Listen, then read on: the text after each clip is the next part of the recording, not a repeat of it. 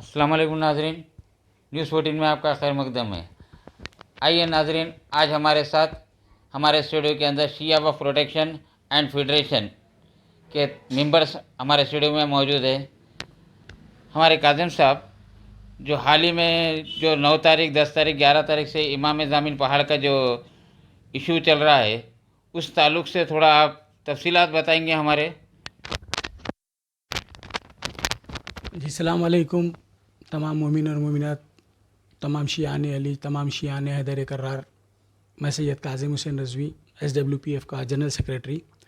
जैसा कि आप सब जानते हैं, 3-4 दिन से मुसलसल जो है इमाम ज़मीन के पहाड़ का जो ज़मीन का मसला चल रहा है, उस सिलसिले में जैसे कि कल भी देखा है आप लोगों ने, तिरमलगिरी पुलिस स्टेशन में गए थे और वहाँ पर जाकर आगे वाली पार्टी से भी बात हुई। और यहाँ पर मैं ये कहना चाहूँगा सब मोमिनीन को, ये इत्तला देना चाहूँगा कि जो मसला हुआ है, कईयों को जो है सो गलतफहमी ये है कि भाई वहाँ का जो मसला है अब थम गया, टल गया या ख़त्म हो गया। बात ऐसी नहीं है। बात ये है कि करीब 10 साल से वहाँ की ज़मीन पर केस चल रहा था, जो केस वक्फ बोर्ड हार चुकी है। वक्फ बोर्ड हार चुकी है। वक्फ बोर्ड ये छुपा कर रखी, वक्फ बोर्ड ये बताई नहीं है किसी को, वक्फ बोर्ड सामने नहीं आई है इस चीज़ को लेकर कि वो केस हार चुकी है।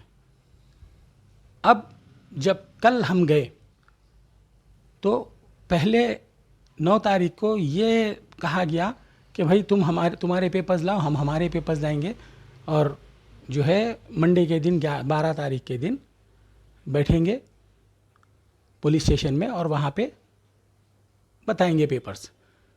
तो जब कल वक्फ बोर्ड के जो है चेयरमैन साहब आए और हमारे DCP साहब आए और जो दीगर आए और हमारे MLC साहब आए, रुकन वक्फ बोर्ड हैदर आगा साहब आए, तो सिर्फ़ और सिर्फ एक कंप्लेंट पेपर लेके आए। बस एक कंप्लेंट पेपर लेके आए और कोई डॉक्यूमेंट लेकर नहीं आए, क्योंकि वक्फ बोर्ड के पास एक भी डॉक्यूमेंट, एक भी पेपर, एक भी लाइन इमाम ज़मीन के पहाड़ के ताल्लुक़ से लेके नहीं है। नहीं काजिम साहब, जिस वक्त जैसा आप बता रहे हैं कि वहाँ पर पेपर्स वगैरह नहीं लेकर आए, जिस वक्फा का टाइम जो लिए गए इसके दौरान उन्होंने क्या कुछ पेपर्स लेकर आएंगे या नहीं लेकर आएंगे? जी देखिए, वहाँ पर जो बात हुई है, जो साहब आए थे पुरुषोत्तम साहब, वो अगेंस्ट अपोनेंट वकील, उन्होंने यानी कंप्लीट डिटेल्स, कंप्लीट फाइल वो लेके आए उनकी तरफ से। जो रिसेंट जजमेंट्स हुए हैं, जैसा वक्फ बोर्ड हारी है केस, जैसा उन लोगों ने पार्टी बनाया है हमारे क़मर हुसैन साहब को, ओके, और वो पार्टी उनको बनाए, केस हारी है वो। और उसके बाद जो है इनसे, पुरुषोत्तम साहब से सब लोगों ने ये रिक्वेस्ट की कि भाई 15 दिन का टाइम दीजिए, 15 दिन के बाद जो है आप काम शुरू कर सकते हैं।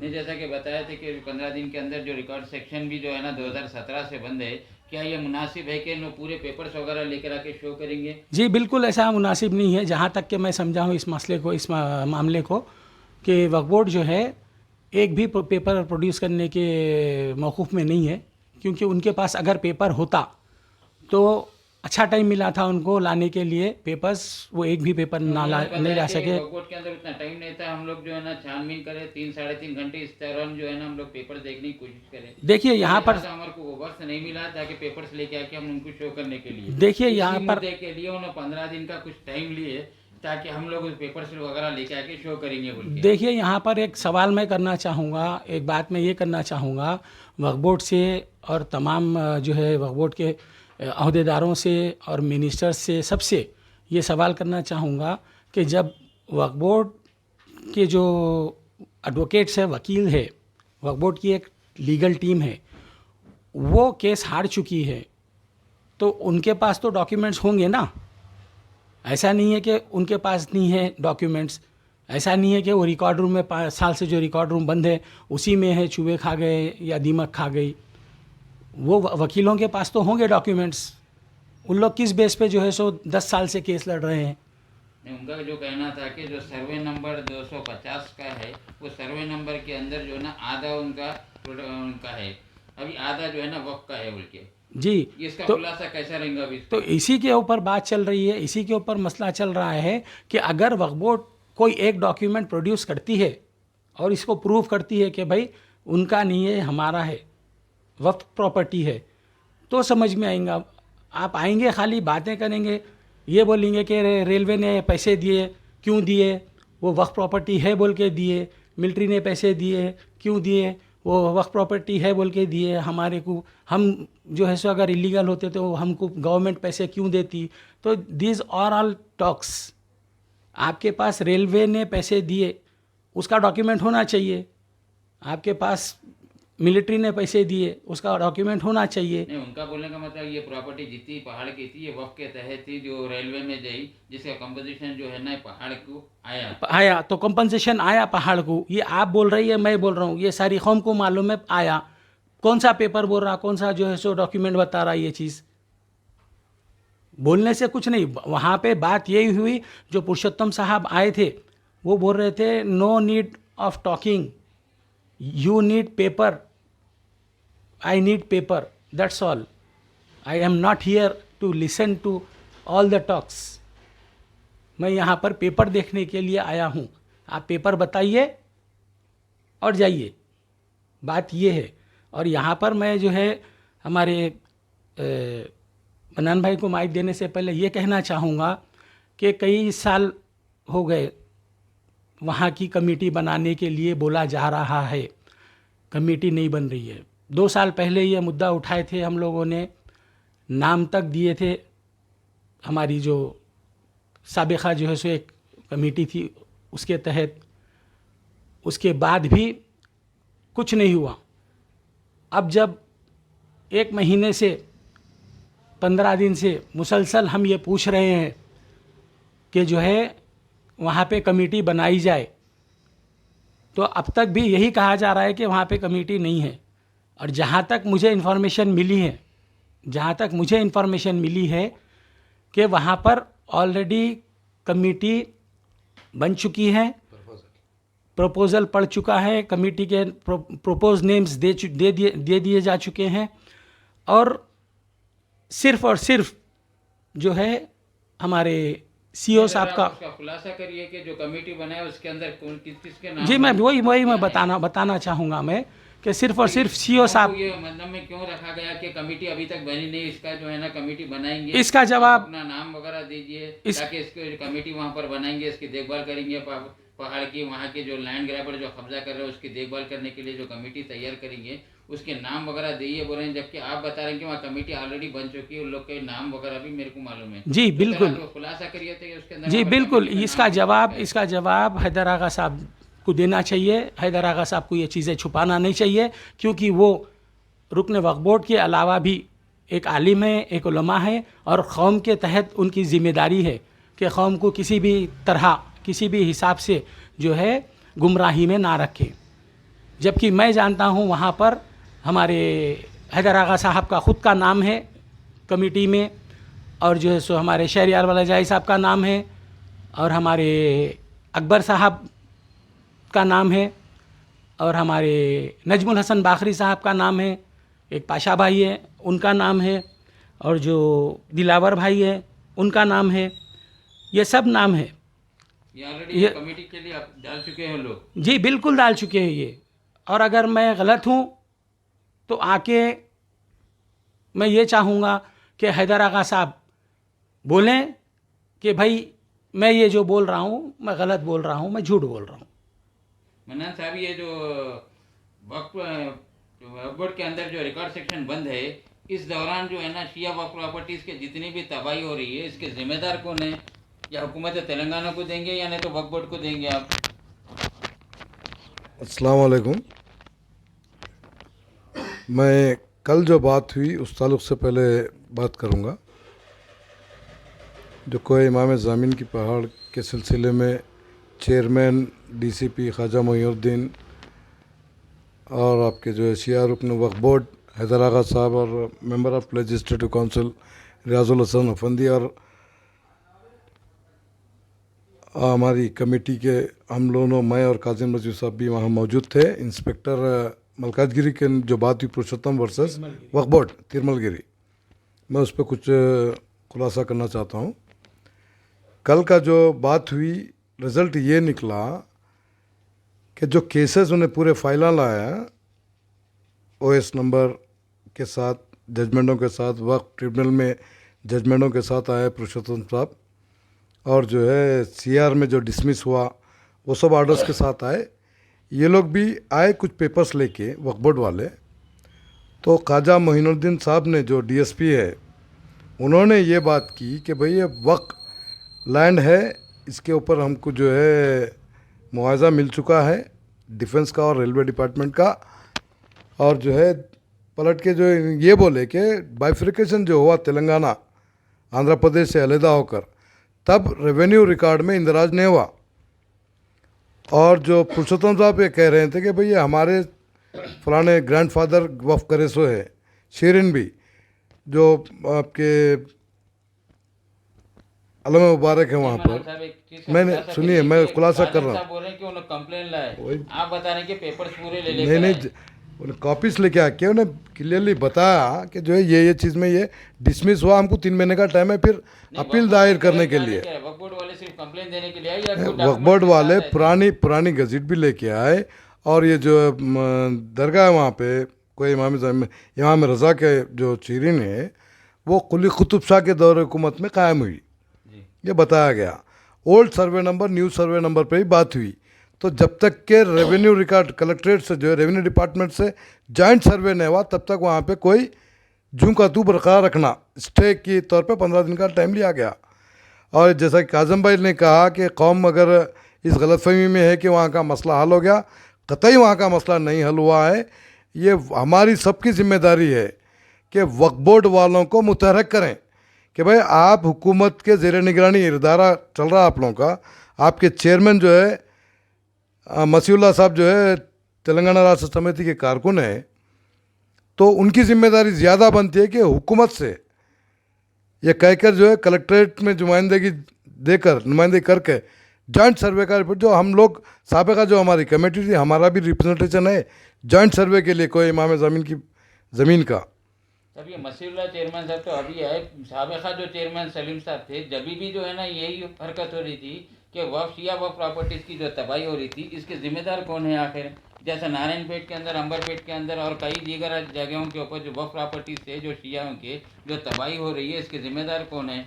नैयर साहब, ये तेलंगाना जब रियासत बने बाद से हुकूमत जो तश्कील पाई है यहाँ पे टीआरएस की, चंद्रशेखर राव साहब जो चीफ मिनिस्टर बने, उसके बाद से औकाफ़ी जायदादों की बहुत ज़्यादा तबाही हुई।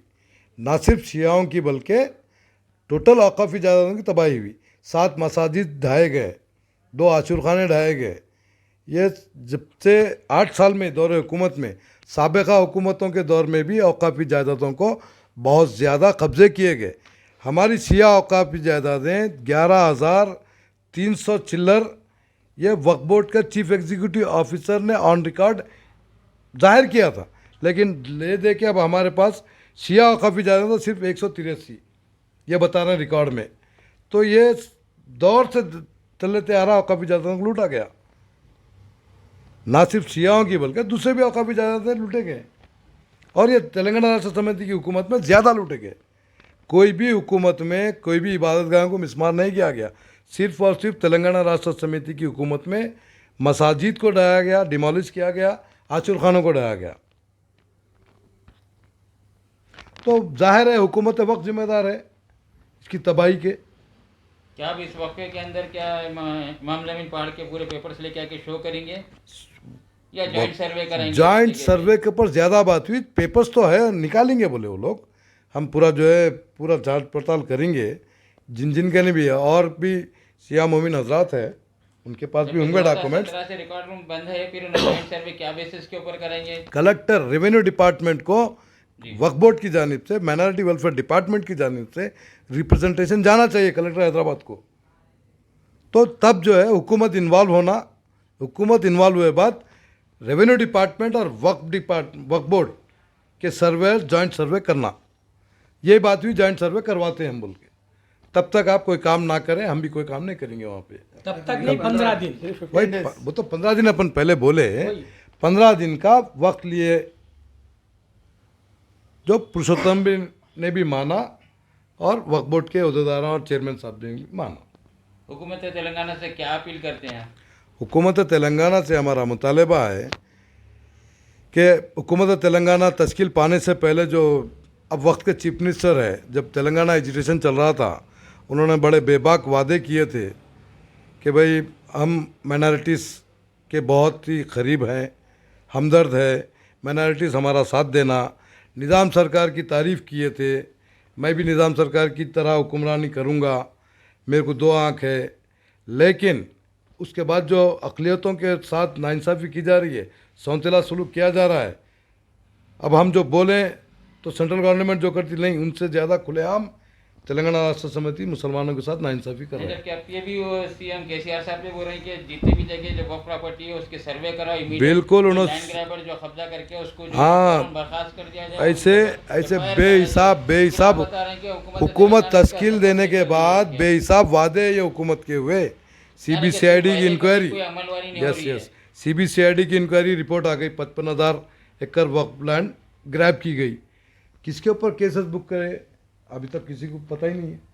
अगर करें हैं वाकई हकीकत में KCR साहब, TRS हुकूमत हमदर्द है मुसलमानों की, औकाफ़ी जायदादों के तहफ़्फ़ुज़ करने की बेड़ा उठाए हुए हैं, तो CBCID की रिपोर्ट आने के बाद कौन कौन थे वो लैंड ग्रैबर्स, उनके ऊपर मुकदमा दर्ज करें और जो रजिस्टर्ड हुए कैंसिल कराएं, रजिस्ट्रेशन कैंसिल करें। आपने वादा किया था कि जितने भी वक्फ प्रॉपर्टीज के ऊपर मैक्सिमम पॉलिटिशियंस का हाथ है उसके ऊपर, क्या ये कहाँ तक सच है? ये बिल्कुल बात हो रहा नहीं है इसमें।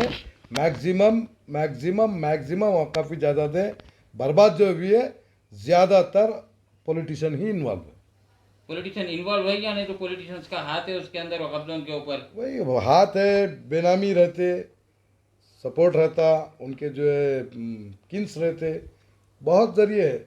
अगर ये रिकॉर्ड सेक्शन नहीं खुलेगा 2017 से जो बंद है रिकॉर्ड सेक्शन, अगर ये नहीं खुलेगा तो फिर ये इमाम जमीन पहाड़ का जो पेपर्स वगैरह है वो अंदर है या किसी से कैसा खुलासा होगा? वो आप वक्फ बोर्ड के चेयरमैन साहब से सवाल करिए साहब। रिकॉर्ड रूम नहीं, उन्होंने क्योंकि जिम्मेदार है, वहाँ पे चेयरमैन है, चीफ एग्जीक्यूटिव ऑफिसर है, हमारे अंडर में नहीं है, हुकूमत चीफ के अंडर में। ठीक है, तो चीफ एग्जीक्यूटिव ऑफिसर से भी सवाल कर सकते हैं। उन्हें ऑफिशियल अपॉइंटेड है गवर्नमेंट की तरफ से, एक IPS ऑफिसर है, उनसे सवाल करिए। उन्हें ऑफिशियल है, माइनॉरिटी वेलफेयर डिपार्टमेंट से ताल्लुक़ है उनका, उन्हें डायरेक्टर भी है उसके, वक्फ बोर्ड के चीफ एग्जीक्यूटिव ऑफिसर भी है, उनसे सवाल करिए। अब हम लोग उसका जवाब नहीं साहब, आपकी इत्तला के लिए और पूरे जो भी आपके व्यूवर्स है, जो भी जो है जितने भी मतलब लोग देख रहे हैं इस वक्त, उन लोगों की इत्तला के लिए मैं ये बता दूं कि ये चीज़ यानी एक शौक़ होगा सबके लिए एक शौक़ होगा कि वक्फ बोर्ड के पास उनको रिप्रेजेंट करने के लिए एक वकील तक नहीं है, क्यों बार काउंसिल का रजिस्टर्ड वकील नहीं है जो सीनियर होना चाहिए एक वक्फ बोर्ड इंस्टीट्यूशन के हिसाब से, एक गवर्नमेंट इंस्टीट्यूशन के हिसाब से, जिसको जो है ना सीनियरिटी होना चाहिए, जो मतलब केसेस जीत चुका होना चाहिए, केसेस बता रहा है वो अपनी कॉम्पिटिट जो यानी एक कॉम्पिटिट वकील है, वो एक काबिल वकील है वो। कल जो मैंने देखा पुलिस स्टेशन में एक साहब आए, वो जो है ना वक्फ बोर्ड की तरफ से जो है ना अपनी वक्फ बोर्ड की पैरवी कर रहे हैं। वो क्यों ऐसा? किसी को भी ला लेंगे, किसी को भी बुला लेंगे, किसी को भी बता देंगे, बिठा देंगे, बोलेंगे कि भाई आपको ज़्यादा जानकारी है, मतलब ज़्यादा जानकार जो है रिप्रेजेंट कर सकता है वक्फ बोर्ड को। जो भी ज़्यादा जानकारी रखता है किसी भी एक फील्ड में, अगर यानी मेडिकल फील्ड में एक मेडिकल वाला जिसके पास कोई डिग्री ना हो, कुछ ना हो, अगर वो ज़्यादा जानकारी रख सकता है तो वो हॉस्पिटल खोल सकता है क्या? मेरा सवाल ये है कि वो जो सीनियर नहीं है वो आके कैसा जो है ना वक्फ बोर्ड के साथ में, चेयरमैन के साथ में बैठ के खड़े होके जो है वक्फ बोर्ड के लिए पैरवी कर सकते हैं? वो कैसे, किस हिसाब से? यानी कि जो आपका बोलने का मकसद ये है कि जो शख्स आए थे कल PS के अंदर, वो किसी वक्फ बोर्ड से ताल्लुक नहीं रखते, ना किसी उससे, कम्युनिटी के बेस के ऊपर उन्होंने आए, उनसे वक्फियत है बोलकर उनको बुलाया, बोल के बताया। ऐसे तो माशाल्लाह जो है हमारी कम्युनिटी में, शिया कम्युनिटी में इतने बुजुर्गवार है, इतने बुजुर्ग हैं, जो है ना वक्फ प्रॉपर्टीज़ को लेकर बहुत सारी जानकारी रखते हैं, उनको क्यों नहीं बुलाया गया? खुद इमाम ज़ामिन का why to pick and choose, Musavi साहब why to pick and choose? खुद जो है मूसवी साहब जानकार है, उनको क्यों नहीं बुलाया गया? कई ऐसे लोग हैं जो जानते हैं, बूझते हैं, उनके पास पेपर्स भी हो सकते हैं, उनके पास जो है सो हर चीज़ की जानकारी है और बुज़ुर्ग है कम्युनिटी के, उनको नहीं बुलाया गया रिप्रेजेंट करने के लिए। लास्ट मोमेंट पे एक साहब आते हैं भाग के और जो है ना वक्फ बोर्ड को रिप्रेजेंट करते हैं, और मतलब ऐसे वहाँ पे मतलब माहौल हुआ है कि मैं बता नहीं सकता। और वो साहब जो है ना मेरे ख्याल से आज तक हाई कोर्ट में एक केस भी नहीं लड़े होंगे, एक केस भी अपने नाम से दायर नहीं करे होंगे, एक केस में भी अपने नाम से जो है वो जो है ना स्टैंड नहीं करे होंगे। और कासिम साहब, ये जो वाकया हुआ 9, 10, 11 तारीख को, जी। जिस वक्त आपको इंफॉर्मेशन मिली, जी। आपके शिया वक्फ प्रोटेक्शन की टीम जब जाकर वहाँ पर काम रुकाई है, जी, तो उस ताल्लुक से जो है ना वहाँ पे सिचुएशन क्या था कि वहाँ पर काम चल रहा था या रुका हुआ था? बिल्कुल नहीं, देखिए जिस दिन हम लोग वहाँ पर गए थे, हम किसी और मकसद से गए थे, हम किसी और काम से गए क्या थे। वजह थी जाने की? जाने की वजह ये थी, जैसा कि कल भी मैं बताया, परसों भी मैं बताया, कि अलकौसर ट्रस्ट जो वहाँ पर काम करा रही है, वो लोगों ने वहाँ पर बोर्ड लगाए थे, ये वक्फ प्रॉपर्टी है, this is Waqf property, this land belongs to Waqf. इसके बाद में 4 बोर्ड थे, तो उनको उखाड़ा गया। हमको इत्तला मिली कि भाई वो बोर्ड उखाड़े गए हैं, नज़ीर आबिदी साहब ने बताया, फिर वो काजिम साहब ने बताया जो सुपरवाइज़र है। क्या उसका कंप्लेंट दिया गया तिरुमलगिरी पीएस? जी बिल्कुल दिया गया, काजिम साहब की तरफ से, अलकौसर ट्रस्ट की तरफ से।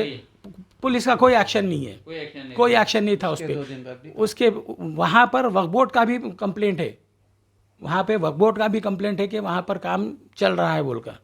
वो लोगों ने सर्वे नंबर भी लिखा, ये लिखा, वो लिखा। ओके, तो जब हम गए वहाँ पे देखने लगे काम चल रहा है, ये कर रहा है, हम जब जाके वहाँ पे थोड़ा शोरगुल करने लगे कि भाई ये हमारी लैंड है, ये वक्फ बोर्ड की लैंड है, वक्फ प्रॉपर्टी है ये, जो तकरीबन पूरे मुसलमानों की, पूरे मतलब शियों की है। तो हम जब आवाज़ उठाए तो वहाँ पर मामला थोड़ा गर्मा, और फिर रुकन वक्फ बोर्ड हैदर आगा साहब आए और हमारे शुजात साहब को लेके आए, वो जाकर पुलिस स्टेशन में मतलब कंप्लेंट किए, बात किए। तो सैटरडे से फिर ये भी आया कि जैसे इत्तला मिलते के साथ ही एमएलसी साहब रियाजुल हसन अफंदी साहब ने अपना लेटर जारी करा और उस इमीडिएट जो है ना से काम रुकाया, पीएस में भी कंप्लेंट दिया, वक्फ बोर्ड से भी तरफ से दिया, ताकि जो वहाँ पर इलीगल जो काम हो रहा है उसे फिलहाल जो है ना रोकने के लिए, ताकि जो है ना अपना इसका खुलासा करने के लिए कुछ वक्त जी एमएलसी साहब आए और 12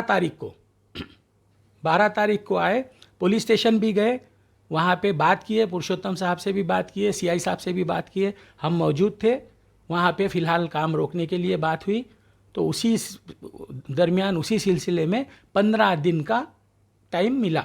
कितना वक्त लगा वक्फ बोर्ड को आने में वहाँ पर इंफॉर्मेशन के बाद? जी पहले दिन जब बात हुई थी, सैटरडे के दिन 10 तारीख को, करीब 4 से 5 घंटे लगे थे। यहाँ मेंबर आने में कितना टाइम लगा? वक्फ बोर्ड मेंबर हैदर आगा साहब को आने में कितना? वही 4 से 5 घंटे, वो साथ ही आए थे वक्फ बोर्ड मेंबर, उनके साथ वक्फ बोर्ड के जो शुजात साहब है वो आए थे। उस दौरान काम चल रहा था या रुका हुआ था? उस दौरान काम चल रहा था, 4:45 बजे काम रुका। यानी कि आपकी टीम जाके वहाँ पर काम रुका? हम सुबह 11 बजे से वहाँ पे जो है खड़े हुए थे, वहाँ पर पूरा जो है देख रहे थे, कर रहे थे, पूरी वीडियो ले रहे थे, पूरा लाइव हम डाल रहे थे वहाँ का। सुबह 11 बजे से 4:45 बजे जब उनका टाइम ख़त्म हुआ तो वहाँ से अपना काम बंद करके, क्योंकि मज़दूरों की ड्यूटी जब तक रहती है तब तक काम करते हैं, उसके बाद चले जाते हैं। हुकूमत तेलंगाना को क्या अपील करेंगे आप? देखिए हुकूमत तेलंगाना को अपील करने का कुछ नहीं है, हुकूमत तेलंगाना खुद देखना चाहिए कि जहाँ से उनको एक रिपोर्ट मिल रही है कि ये चीज़ हो रही है तो फ़ौरन उनको एक्शन लेना चाहिए, ना कि सिर्फ। बैरिस्टर असदुद्दीन ओवैसी के ताल्लुक से आपको कुछ बोलना है? जी बिल्कुल बोलना है असद साहब से, पहुंचाना है? जी बिल्कुल असद साहब से बोलना है, असद साहब से इन्फॉर्मेशन ये भी पहुंचाना है कि वो वक्फ बोर्ड के जो है एमपी है, वक्फ बोर्ड में मेंबर है वो एमपी के हिसाब से, एमपी के हैसियत से, और हैदराबाद के जो है सो एमपी है वो, और मुसलमानों के यहाँ पर जो है ना एमपी जाने जाते हैं, पहचाने जाते हैं। तो उनको जो है यही हमारी रिक्वेस्ट रहेंगी कि वो यहाँ पर इस मसले में, ना सिर्फ इस मसले में, हर मसले में, हर वक्त के प्रॉपर्टी के मसले में उनको पर्सनली देखना चाहिए। अगर हुआ तो वो अपनी एक टीम फॉर्म करे, अपनी एक टीम फॉर्म करके ये सब मसलों में जो है ना उनको तो दाखिल करे। जैसे कि एक दो कॉरपोरेटर है, एक दो एमएलए हैं, उसके ऊपर से एक एमएलसी या दो एमएलसी है, एक दो मेंबर है उनकी। जैसे कि आप बता रहे हैं कि यही बात सुनते ही असद साहब की हिदायत के ऊपर फौरन रियाजुल हसन अफंदी साहब ने इमीडिएट एक्शन पे आ गए और उसी ताल्लुक जब ही उन्होंने स्पॉट पे भी आए, पीएस को भी गए, ये काम वगैरह रुकाने के ताल्लुक से भी रियाजुल हसन अफंदी साहब का बहुत रोल रहा गया। जी, इस ये ताल्लुक से आपका क्या ख्याल है? ये देखिए, ये जवाब जो है ना हमारे एमपी साहब की हिदायत पर आए, इसका जवाब तो आपको हमारे एमएलसी साहब दे सकते हैं, एमएलसी साहब दे सकते हैं, उसमें हम जो है कोई वो नहीं है। लेकिन ये चीज़ सही है कि हमारे एमएलसी साहब मौजूद थे, वक्फ बोर्ड में भी मौजूद थे, वो वहाँ पर भी काम कर रहे थे, पेपर्स का मतलब पूरा देखना करना कर रहे थे वहाँ पर। फिर वहाँ से चेयरमैन साहब के साथ में, हमारे मसीहुल्लाह साहब के साथ में जो है पुलिस स्टेशन आए, पुलिस स्टेशन में आके करीब 2 घंटे 2.5 घंटे वहाँ पे बैठे, फिर उसके बाद जाकर पहाड़ पे ज़ियारत करे। तो ये यानी दर्शाता है कि वो मतलब इंटरेस्टेड है काम में, वो इंटरेस्ट लिए काम में और आके जो है ना 15 दिन तक का तो मतलब एक वक्फा लिए हैं ये सब कामों से। अब देखना ये है कि 15 दिन के बाद क्या होता है। 12 तारीख को ये हुआ है, 12 से 15 मिला लेंगे आप, तो 27 तारीख के बाद वो हमारे पुरुषोत्तम साहब क्या करते हैं। अगर वक्फ बोर्ड इनको सफिशिएंट डॉक्यूमेंट्स देकर नहीं रोकती है, अगर वक्फ बोर्ड कोर्ट को जाकर स्टे ऑर्डर नहीं लेती है, अगर वक्फ बोर्ड ये सब काम नहीं करेगी, तो डेफिनेटली मैं यहाँ पर ये कहना चाहूँगा, सबके सामने कहना चाहूँगा कि 27-28 तारीख के बाद जो है वहाँ पर काम फिर से शुरू हो जाएगा। और मैं यहाँ पर ये कहना चाहूँगा वक्फ बोर्ड के चेयरमैन से और खुसूसन हमारे केसीआर साहब से, चीफ मिनिस्टर ऑफ तेलंगाना से, कि ये जो हमारे वकील साहब हैं वक्फ बोर्ड के, अबू अकरम जिनका नाम है, मैं नाम लेके बोलना चाहूँगा कि वो जो है किस किस्म के वकील है, जो कोई भी जो है केस वक्फ बोर्ड का नहीं जीत रहे हैं, कोई भी वक्फ बोर्ड की नुमाइंदगी करने के लिए नहीं आते हैं, कोई भी जो है ना वक्फ बोर्ड का पेपर या डॉक्यूमेंट्स या रिकॉर्ड लेकर नहीं मौजूद रहते हैं। तो उनको मेरे ख्याल से हुकूमत तेलंगाना जो है ना एक फ़ीस दे रही है। तो किस चीज़ की फ़ीस दे रही है, किस चीज़ की फ़ीस दे रही है, जबकि वक्फ बोर्ड को रिप्रेजेंट करने के लिए कोई भी उठ के आ जा रहा है। तो मैं ये गुजारिश करूँगा हमारे मसीहुल्लाह साहब से कि भाई नेक्स्ट टाइम आप मेरे को बुलाइए कोई भी पुलिस स्टेशन में, मैं जो है रिप्रेजेंट करूँगा। अगर मैं नहीं कर सकूँगा तो मेरे अपने साथ में एक जो है, जो बहुत जानकारी है जिसको वक्फ के ताल्लुक से, प्रॉपर्टीज़ के ताल्लुक से, उनको लाऊंगा मेरे साथ में, उनको खड़ा करूँगा ताकि वो जो है ना वक्फ बोर्ड की इज़्ज़त बचा ले, वो जो है वक्फ बोर्ड की जो है सो लाज रख ले, ना कि कोई जो है ना एक जूनियर, ना कि कोई एक जूनियर सिर्फ और सिर्फ जो है आके कुछ घंटों की, कुछ दिनों की मोहलत ले ले। बस यही कहना चाहूँगा मैं। Sir, Shia Waqf board protection के आप एक मेंबर है, आप मेंबर शिया नहीं, कम्युनिटी को चेयरमैन साहब है, आप शिया कम्युनिटी को क्या मैसेज पहुंचाएंगे इस ताल्लुक से? मैं मोमिनीन से ये गुजारिश करूँगा कि अब मोमिनीन इस मसले में नहीं उठेंगे तो बहुत नुकसान होगा कौम का, और सबको आना चाहिए आगे। यानी कि बढ़ चढ़कर सब मिलकर उन खांदे को खांदा लगकर जो है ना वक्फ बोर्ड मेंबर का, एमएलसी साहब का और चेयरमैन साहब का सब मिलकर तायद करेंगे और उनके साथ मिलकर जो है ना आप, आपकी टीम या पूरे कम्युनिटी वाले मिलकर साथ रहेंगे। बिल्कुल बिल्कुल साथ रहेंगे हम लोग। कादिम साहब, अब ये नेक्स्ट स्टेप क्या रहेगा आपका अभी इस वक्त? जी देखिए, मैं सबको ये बताना चाहूँगा कि SWPF जो ये काम शुरू करी है, इंशाल्लाह इसमें हम पीछे हटने वाले नहीं हैं। अब चाहे वक्फ बोर्ड अंधा बहरा बन के बैठ जाए या फिर जैसे वो लोग करते हैं, हमेशा से करते आ रहे हैं, चाहे ये नए जो है पता नहीं नए चेयरमैन साहब का रवैया क्या है, जो पिछले बरसों से चलते आ रहा है कि तू मार मैं सहलाता हूँ, तू रोए जैसा कर मैं मारे जैसा करता हूँ। तो ये चीज़ जो है, इसके लिए इंशाल्लाह हम जो है आगे बढ़ेंगे। हमारी जो वक्फ प्रॉपर्टीज़ हैं उसके तहफ़्फ़ुज़ के लिए हम किसी भी हद तक जाने के लिए तैयार हैं। Court, Waqf tribunal, high court, supreme court, हम हर जगह जाने के लिए तैयार हैं, हम हर कोशिश करने के लिए तैयार हैं। एहतजाज करना होगा तो पीसफुल एहतजाज करेंगे, धरना देना होगा तो पीसफुल धरना देंगे, भूख हड़ताल करना होगा जैसे कि परसों एक भूख हड़ताल हुई थी, कल तो इंशाअल्लाह भूख हड़ताल भी करेंगे, हर चीज़ करेंगे पीसफुल्ली विथ लॉ अबाइडिंग, हम सब चीज़ करेंगे क्योंकि हम बिल्कुल जो है ये चीज़ को लेकर जो है खामोश रहने वाले नहीं हैं और इंशाअल्लाह हम खुद रिकॉर्ड्स पूरी कोशिश करेंगे जमा करने की और तमाम शियाने हैदर कर्रार से, तमाम शियाने अली से हमारी ये रिक्वेस्ट है, हम हाथ जोड़ के आप लोगों से रिक्वेस्ट करते हैं, गुजारिश करते हैं कि जो जो लोग हमारी मदद कर सकते हैं डॉक्यूमेंट्स को लेकर, पेपर्स को लेकर, गैजेट को लेकर, या जिनके पास भी ये जो भी एक पेपर भी हो इससे रिलेटेड, इमाम ज़ामीन के पहाड़ से रिलेटेड, कोहे इमाम ज़ामीन से रिलेटेड, वो आप लोग हमसे रब्ता करें, हमको बताएं, हमको बोलें।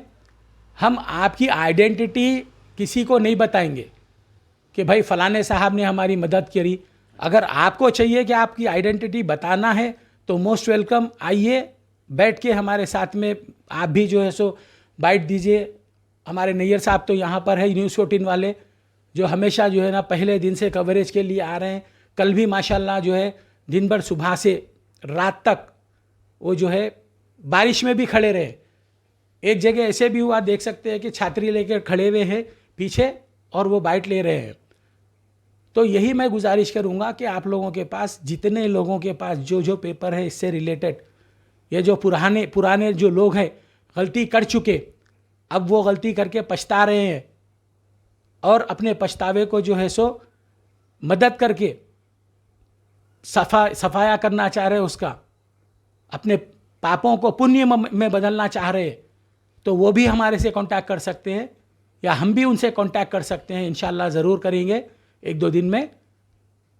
तो हमारी गुजारिश यही रहेगी कि आप सब मिल के हमारी हिम्मत बने, हमारी ताकत बने और हमको इनकरेज करें कि हम ना सिर्फ कोहे इमाम ज़ामीन, जितनी भी वक्फ प्रॉपर्टीज़ है, जितनी भी शिया वक्फ प्रॉपर्टीज़ है, हम उसके लिए आवाज़ उठाते रहेंगे।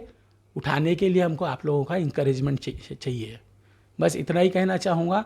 यह आली मदद लब्बैक या हुसैन SWPF की जानिब से। अस्सलाम वालेकुम, खुदा हाफिज़। ये थे हमारे Shia Waqf protection and welfare federation के चेयरमैन साहब मोहम्मद मुजाहिद साहब और उनके हमरा उनके मेंबर्स।